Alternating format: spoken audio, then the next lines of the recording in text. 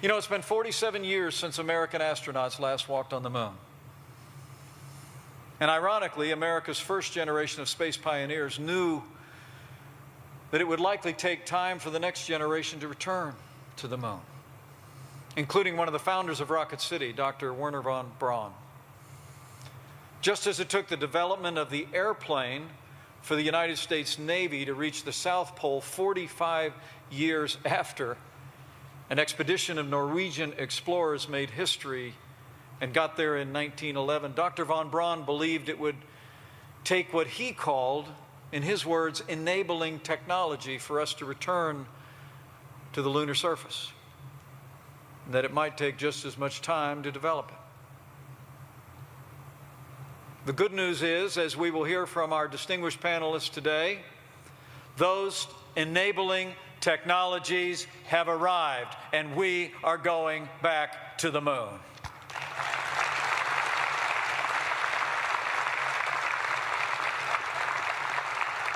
Because of your work, because of the ingenuity, dedication, and entrepreneurial spirit reflected in this room and throughout the American space enterprise, since the end of Apollo 11, we've forged incredible breakthroughs in our technology that have allowed us to go further, more safely in space than ever before.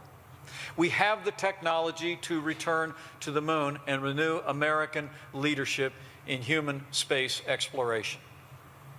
What we need now is urgency. Now, make no mistake about it. We're in a space race today, just as we were in the 1960s.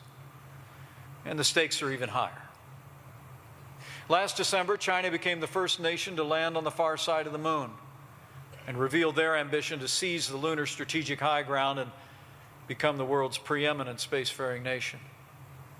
And for more than 7 years, without a viable human space launch program of our own, Russia has been charging the United States more than $80 million a seat every time an American astronaut travels to the International Space Station.